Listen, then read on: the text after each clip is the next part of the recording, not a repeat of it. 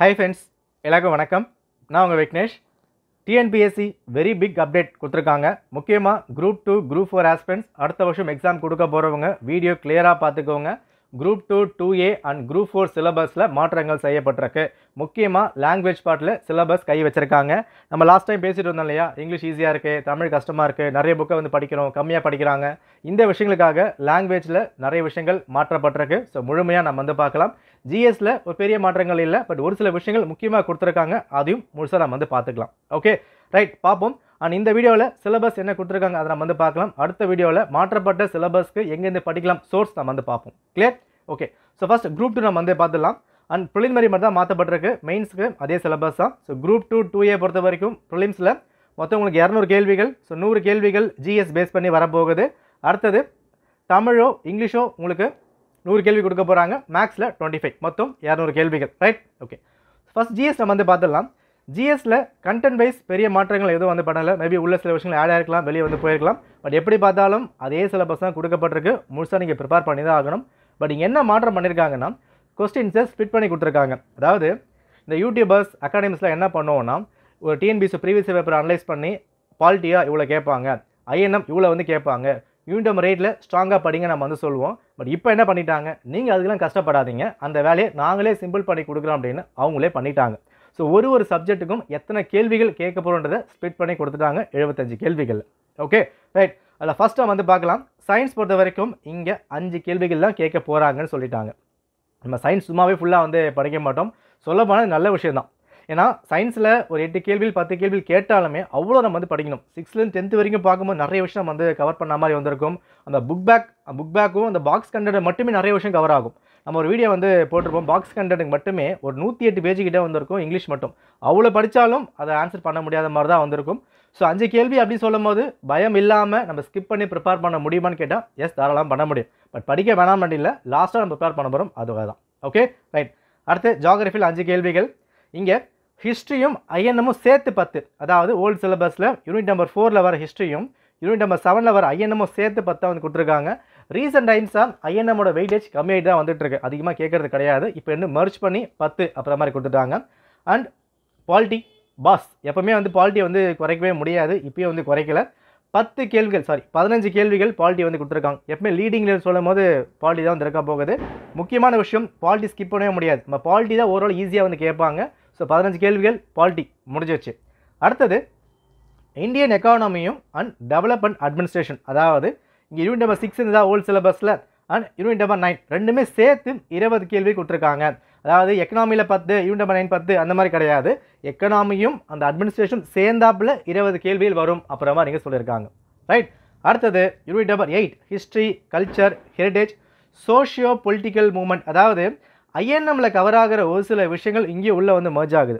So அது சேர்த்தா வந்து கொடுத்துருக்காங்க. இதில் 20 கேள்விகள் கொடுக்கப்பட்டிருக்கு. அப்போ ஜிஎஸ் எப்படி வந்து பிரிச்சிருக்காங்க, 20 கேள்விகள் அந்த யூனிட் 8 நம்பர் பார்ட்டில் வந்து கவர் ஆகுது, 20 கேள்விகள் அட்மினிஸ்ட்ரேஷனும் எக்கனாமியும் சேர்ந்தாப்பில், 15 கேள்விகள் பாலிட்டி சம்மந்தப்பட்டு. இங்கே மட்டுமே 55 கேள்விகள் கொடுத்துருக்காங்க. அப்போ ஜிஎஸ்க்கு அதிகமான வெயிட்டேஜ் இங்கே தான் வந்து கொடுக்கப்பட்டிருக்கு. அதுக்கப்புறம் ஹிஸ்ட்ரி, ஐஎன்எம், சயின்ஸ் அதெல்லாம் வந்து போய்கிட்டு இருக்கு. ஸோ எப்படி பார்த்தாலும் ஜிஎஸ்க்கு நீங்கள் என்ன படிச்சிங்களோ அதே திரும்ப படிக்க போகிறீங்க. என்ன இதை பார்க்கும்போது ஒருவேளை பாலிட்டி நல்லா வந்து படிக்கணும், ஸ்ட்ராங்காக வந்து ஐஎன்எம் வந்து கொண்டு போகக்கூடாது, சயின்ஸ் அப்புறம் வந்து பார்த்துக்கலாம், யூனிட் 9 ஸ்ட்ராங்காக வந்து படிக்கும், அந்த மாதிரி ஒரு ஃபீல் வந்து வரும்.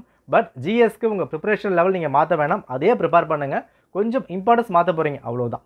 ஓகே, இது ஜிஎஸ்க்கு. அடுத்தது மேக்ஸ் பொறுத்த வரைக்கும் பெரிய மாற்றங்கள்லாம் வந்து கிடையாது. ஜஸ்ட் என்ன பண்ணாங்க, ஆப்டிடியூட், ரீசனிங் படிச்சிருக்காங்க. இந்த ரீசன்ட் டைம்ஸில் ரீசனிங் அதிகமான கேள்விகள் வந்துட்டுருக்கு, அதை வந்து பார்த்துக்கலாம்.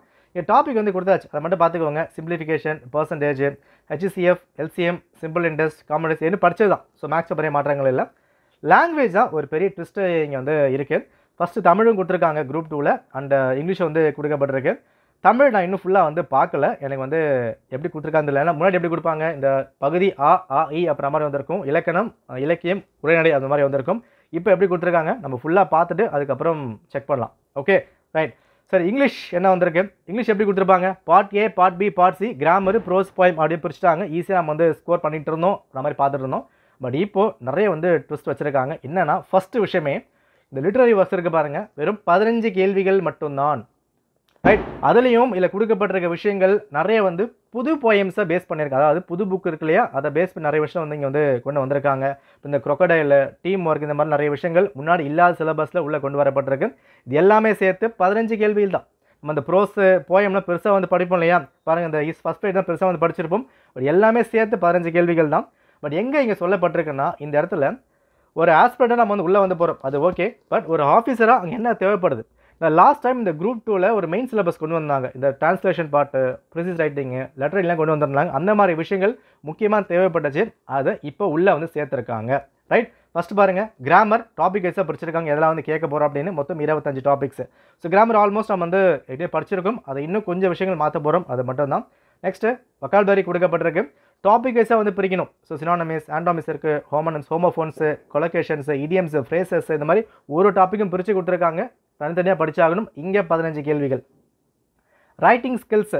So letter writing, formal, informal, type of letters, jumble sentence கொடுத்துருக்காங்க. அதாவது இப்போ சிலபஸ் கொடுத்துருக்காங்கன்னா ஒரு மாடல் பேப்பரும் டிஎன்பிசி ரிலீஸ் பண்ணுவாங்க. அதை நம்ம வந்து பார்க்கலாம். இதில் 10 கேள்விகள். டெக்னிக்கல் டேர்ம்ஸ், அட்மினிஸ்ட்ரேட்டிவ் சம்மந்தப்பட்ட விஷயங்களில் 10 கொஷின்ஸு. ரீடிங் காம்ப்ரிஹென்ஷன் 20 கேள்விகள். எல்லாம் முடிச்சதுக்கப்புறம் டிரான்ஸ்லேஷன்லேயும் 5 கேள்விகள் இருக்குது. லாஸ்ட்டாக உங்களுக்கு போயம் ப்ரோஸில் 15 கேள்விகள் மட்டும்தான். அப்போ ஜென்ரல் இங்கிலீஷ் படிக்கிறவங்களுக்கு இது புதுசாக தான் ப்ரிப்பேர் பண்ணி ஆகணும். கிராமர் பார்ட் ஓட்டிடலாம், நிச்சயமாக வந்து பண்ணிட முடியும். அந்த யூனிட் நம்பர் 1ம் யூனிட் நம்பர் 2 வந்து பின்னாக ஓட்டிடலாங்க. ஆல்மோஸ்ட் நம்ம படித்த மாதிரி தான் வந்திருக்கும். பட் யூனிட் 3, 4, 5, 6 இந்த விஷயங்களில் அதிகமான கவனம் செலுத்துகிற மாதிரி வந்திருக்கும். பாருங்கள், இங்கே 10, இங்கே 10, 20, 5. ஸோ மொத்தம் பார்க்கும்போது ஒரு 45 கேள்விகள் ரொம்ப முக்கியமான விஷயமா இங்கே வந்து இருக்க போகுது. டிசைனிங் ஃபேக்டராக வந்து மாறப்போகுது. அண்ட் லிட்ரரி ஒர்க்ஸ்லையும் நிறைய விஷயங்கள் மாற்றிருக்காங்க. இதையும் நம்ம செக் பண்ணி ஆகணும். ஓகே. அப்போது ஜென்ரல் இங்கிலீஷ் முன்னாடி படித்த சோர்ஸை நிச்சயமாக மாற்றி ஆகணும். இதுக்கான ஃப்ரீ டெஸ்ட் நம்ம மாற்றி தான் ஆகணும். அதையும் நம்ம வந்து கொண்டு வந்துடலாம். ஓகே. இது குரூப் 2க்காக, புரியுதா? ஸோ பெருசாக பயப்படுற மாதிரி எதுவும் கிடையாது.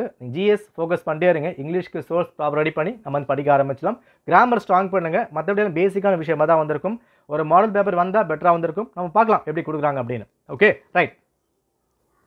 ஸோ குரூப் 4 அதே சிலபஸாக வந்து கொடுத்துருக்காங்க. பாருங்கள், சயின்ஸில் 5, நெக்ஸ்ட்டு ஜாகிரஃபியில் 5, ஐஎன்எம்மில் 10, பாலிட்டி 15, இதில் 20, அதே 20 எல்லாமே இதான் கொடுத்துருக்கு, மாற்றம் கிடையாது.